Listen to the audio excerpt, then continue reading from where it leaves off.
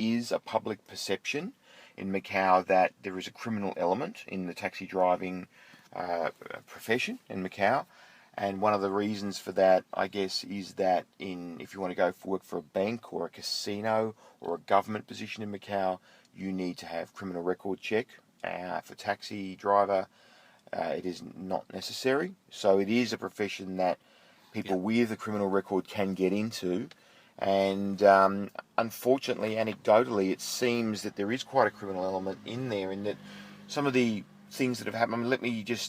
We haven't done a scientific study on this, but we've been hearing some amazing stories. Just in the last few days alone, we've had a situation where an inspector from DSAT has been assaulted by a taxi driver.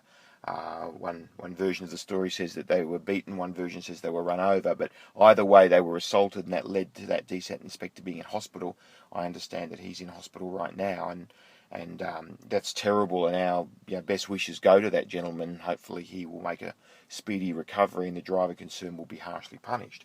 But that's just simply terrible. Another example we've heard in recent days of a taxi driver reacting to a woman calling the police in the taxi by getting out of the taxi, opening the door, slapping the woman forcefully with his hand, and dragging the woman out of the taxi and forcing her out. That's a criminal act. That's terrible. And another one on our group, one lady described having a taxi driver pull a screwdriver on her as a weapon, and that's obviously unacceptable. We also know of an instance that happened at Galaxy Macau recently, where a casino security worker who was just doing his job, trying to stop the taxis fishing there, was run over by a taxi and actually was injured, and was a pretty serious situation there. So there's quite a few examples. I can add my own example, my personal opinion. On the 7th of April at the zebra of Senado Square, so couldn't be more open than that. As I was protesting for an handicapped gentleman that visiting with his wife, because he had been mistreated. He was rejected by the taxi driver that preferred another one.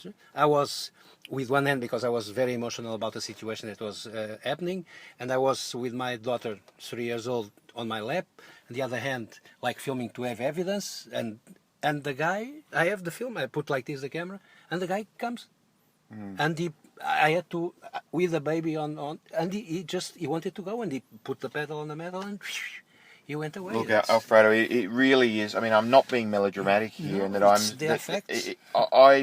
I think if this keeps going the way it is, and something isn't done, somebody will be killed at some point. And I'm not being melodramatic here. I think we've in our group come up with a number of scenarios where it would probably be an accident, but where somebody may lose their life here. And is that what needs to happen for us to do something? I hope not.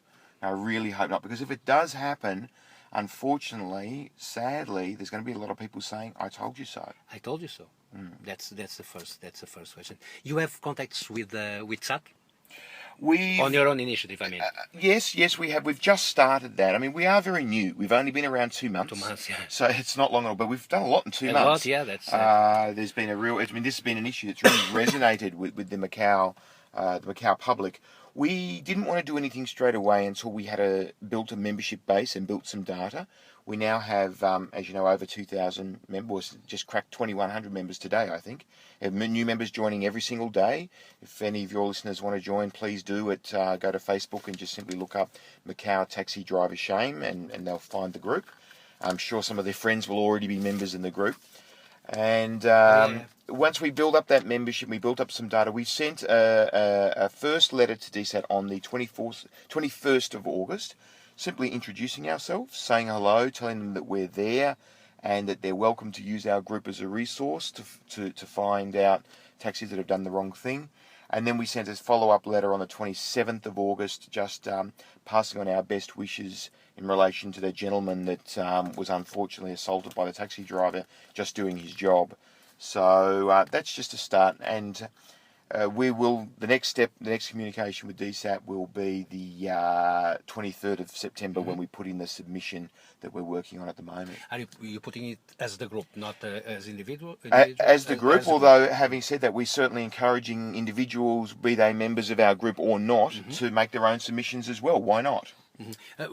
For those who are not yet in the group but might be interested, what would be a valid contribution? What can people do? Look, simply just becoming a member alone and nothing more is a valid contribution, because it increases our membership, which then shows the government and other people that there are a lot of people. So even just clicking on that group on that button to join and become a member, and if you did nothing else, that's fantastic. Now, but beyond that, some of our members are posting data, so they're posting descriptions, pictures, and even videos of taxi misbehaviour, and that data has led us to today be able to release this blacklist and whitelist, which makes for really interesting reading.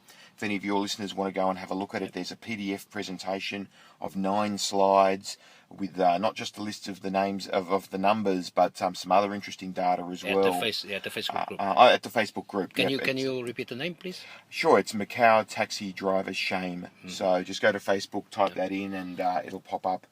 Join the group, and there's a pinned post there which has links to the files.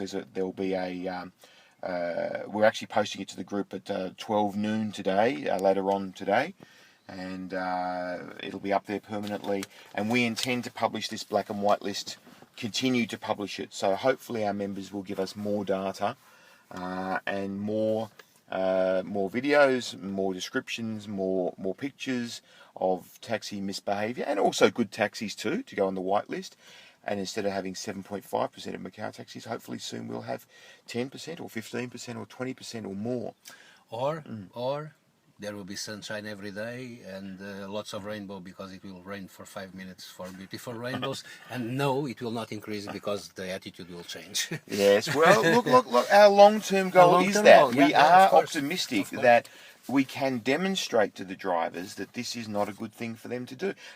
Acting in this way is not good for them in the long term. Sure, they make a little bit of more money in the short term, but I think anybody knows that being involved in criminal activity, illegal activity, in the long run, putting aside the moral argument, forget the moral argument, is still not a long-run winner for any individual. So, to wrap up